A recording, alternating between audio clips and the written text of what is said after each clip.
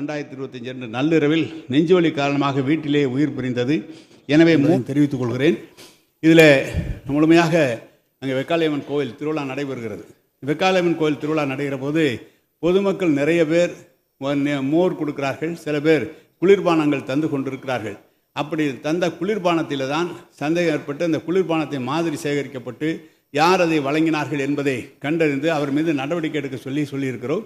மேலும் குறிப்பாக பல்வேறு உறுப்பினர்கள் இங்கே சொன்னார், தமிழ்நாடு முழுவதும் கிட்டத்தட்ட இது மாதிரி இருக்கிறது ஒரு முன்னெச்சரிக்கை நடவடிக்கையாக எடுத்துக்கொள்ள வேண்டும் என்று சொல்லியிருக்கிறார்கள். இதை உறுதியாக முன்னெச்சரிக்கை நடவடிக்கையாக எடுத்துக்கொள்ள இருக்கிறோம். இந்த விண்ணப்பன் தெரு, இந்த தெரு இதெல்லாம் எனது தொகுதியை சேர்ந்தது, திருச்சி மேற்கு தொகுதியை சேர்ந்தது. இப்போதுதான் 40 கோடி அளவிலே புதிய குழாய்கள் அங்கே பதிக்கப்பட்டு குடிநீர் சிறப்பாக சென்று கொண்டு இருக்கிறது என்பதை நான் தெரிவித்துக் கொள்கிறேன். அதில் அவருடைய குடும்ப டாக்டர் ஒரு சர்டிஃபிகேட்டே பண்ணியிருக்கிறார். இது குடிநீரால் வந்ததல்ல, அவருடைய இயற்கையால் எழுதியிருக்கிறார். நான் குடும்ப டாக்டர் என்று டாக்டர் ஸ்ரீதரன் அவர்கள் சர்டிஃபிகேட்டும் கொடுத்திருக்கிறார்கள். எனவே குடிநீரிலே கழிவுநீர் கலப்பது என்பது அந்த பகுதியிலே நிச்சயமாக இல்லை என்பதை நான் உறுதியாக தெரிவித்துக் கொள்கிறேன். தினந்தோறும் நான் தொகுதியை சுற்று பார்க்கிறவன். எனது பகுதி கிட்டத்தட்ட 20 ஆண்டு காலம் அங்கு சட்டமன்ற உறுப்பினராக அமைச்சராக நான் பணியாற்றி கொண்டிருக்கிறேன். எனது துறை, அந்த துறையும் நம் முதலமைச்சர் அவர்கள் எனக்கு வழங்கியிருக்கிறார்கள். எனவே குடிநீர் என்பது மிக கவனமாக ஏற்பாடு செய்யப்பட்டிருக்கிறது. நம்முடைய சட்டமன்ற உறுப்பினர்கள் சொன்னது கூட ஒரு பகுதியில் குடிநீர் குறைவாக இருக்கிறது என்று சொன்னார்.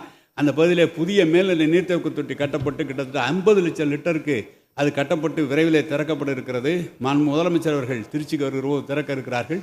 இன்னொன்று கம்பரசம்பேட்டை பகுதியில் மேல்நிலை நீர்த்தேக்க தொட்டி கட்டப்பட்டு அதுவும் இந்த ரயில்வே லைன் இணைப்புக்காக காத்திருக்கிறது. எனவே சீரான குடிநீர் விநியோகம் அந்த பகுதியிலே நடைபெற்று கொண்டு இருக்கிறது. மேலும் சட்டமன்ற உறுப்பினர்கள் இங்கே சொன்னது போல தமிழ்நாட்டிலே மொத்தம் ஒரு நாள் ஒன்றுக்கு கிட்டத்தட்ட 5.5 கோடி மக்களுக்கு 4000 MLD அளவில் தண்ணீர் வழங்கி கொண்டு இருக்கிறோம். எங்கோ ஒரு இடத்துல ஒரு சிறிய தவறு ஏற்பட்டிருக்குமானால் அதை பெரிய அளவில் நீங்கள் எடுத்துக்கொள்ள அங்கங்கே சரி செய்ய சொல்கிறோம்.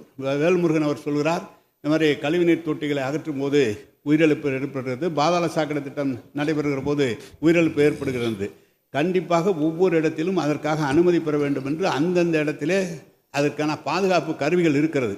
வேண்டுமென்று என்ன நினைக்கிறார்கள், இல்லத்துக்காரர்கள் யாராவது ஒருவரை அழைத்து அவரே உடனடியாக கழிவுநீரை சுத்தம் செய்கின்ற போது அங்கே கேஸில் இருக்கிறார்கள். உடனடியாக 15 லட்சம் ரூபாய் அது மாதிரி அவர்களுக்கு நிதி ஒதுக்கி தரப்படுகிறது. அரசு சார்பாகவும் தரப்படுகிறது, தனியார் அந்த கான்ட்ராக்டுக்காகவும் தரப்படுகிறது.